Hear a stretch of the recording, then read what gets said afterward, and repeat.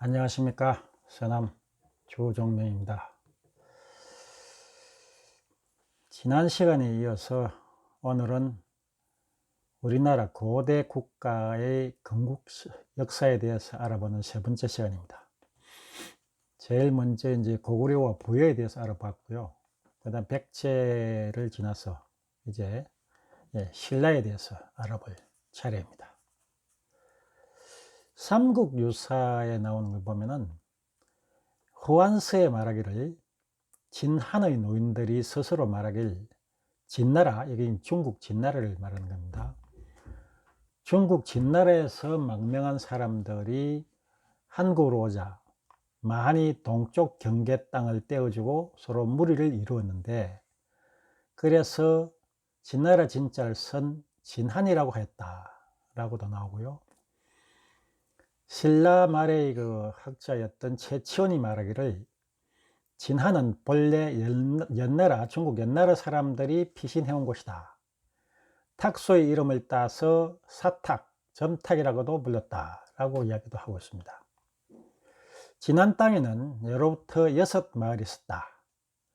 첫째는 알천양산촌이고 촌장은 알평으로 금양부 이시의 조상이 되었고, 둘째 돌산 고고촌의 촌장은 소불도리로 사량부 정시의 조상이고, 셋째 무산 대수촌의 촌장은 구레마인데 점량부 손시의 조상이고, 넷째 자산 진지촌이고 촌장은 지백호로 본피부 최시의 조상, 다섯째 금산 가리촌이고 촌장은 지타인데 한기부 배시의 조상이고, 여섯째 명활산 고야촌 촌장 호진은 습비부 설시의 조상이다 라고 삼국유사에 기록하고 있습니다.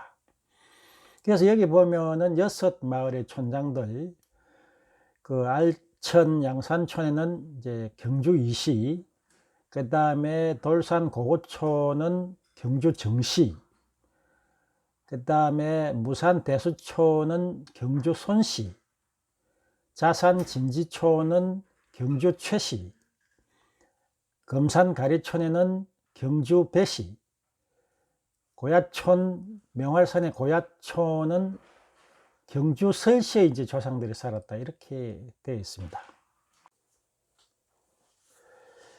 임자년님이 BC 69년입니다. 69년에 6촌장이 알촌이라는 곳에 모여서 이제 군주를 모시고자 했는데, 양산이라고 그러면은 지금은 이제 경주 남산을 당시에 일컫던 곳입니다.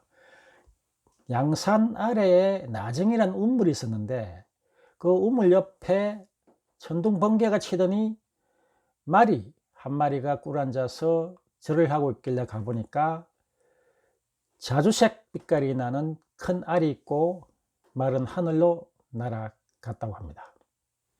그 알을 깨어보니까 그동단정한 사내 아이가 나왔고, 짐승들이 춤을 추며 천지가 진동하더라고 합니다.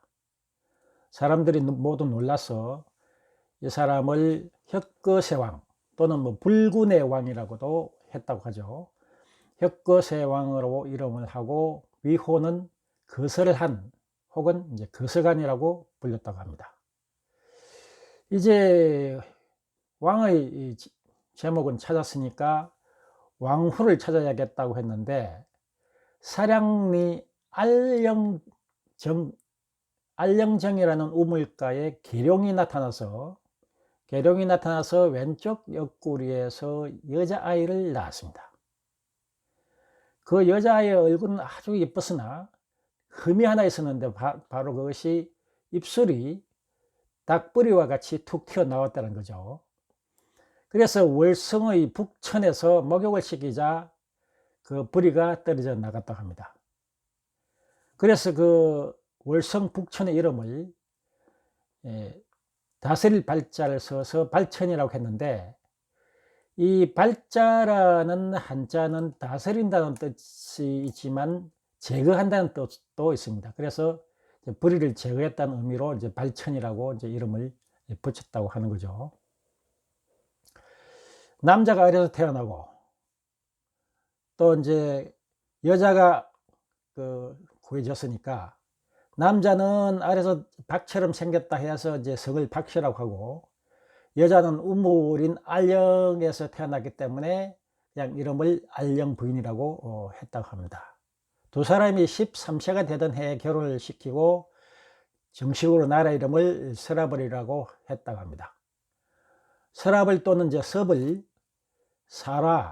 사로라고도 했다고 되어 있습니다.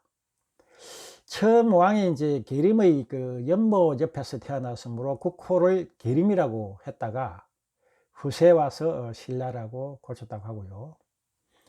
61년 동안 혁거세 왕이 나라를 다스리다가 하늘로 올라갔는데 7일 후에 시신이 땅에 떨어져 흩어져서 이제 떨어졌고, 이때 이제 왕후도 세상을 떠나게 되자 나라 사람들이 전부 시신을 한 곳에 모아서 합장하려고 하니 큰 뱀이 쫓아다니면서 방해를 하는 바람에 아하, 이것은 합장하라는 뜻이 아니구나 해서 머리와 사지를 따로 장사 지내서 현재 경주시 탑동에 소재한 오릉에 모셨다고 합니다. 그래서 이게 이제 뱀이 이제 쫓아다녔다고 해서 이 오릉은 일명 사릉이라고도 한다, 이렇게 삼국유사에 설명이 되어 있습니다.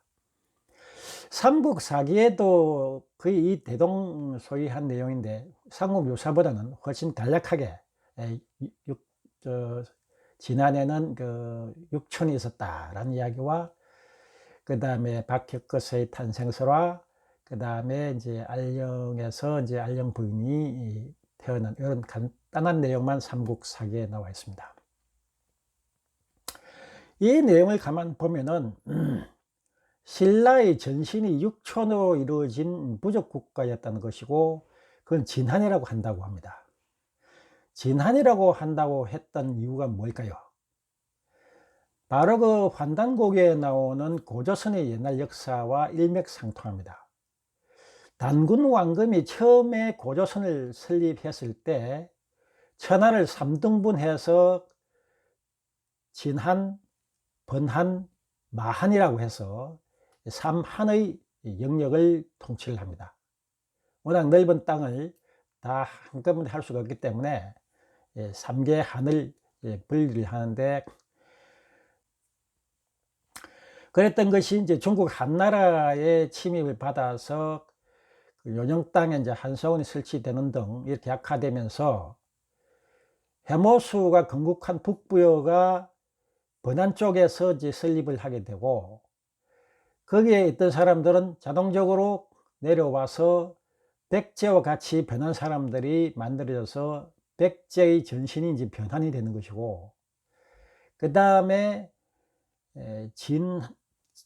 진한을 이루고 있던 고조선들의 그 유족들이 신라 땅으로까지 내려와서 6부락을 만들어서 이루고 있지 않았는가 하는 생각을 할 수 있습니다. 다시 말해서 신라의 옛 조상은 바로 고조선의 그 지배층이었다, 이렇게 볼 수가 있고, 그래서 그러한 과거 자기 조상들의 땅을 수복하겠다는 고토 회복의 정신이 신라인들에게 살아있었기 때문에 나중에 결국 삼국을 통일하는 것이 바로 그 주인공은 신라가 되는 게 아니냐라는 생각을 할 수가 있습니다.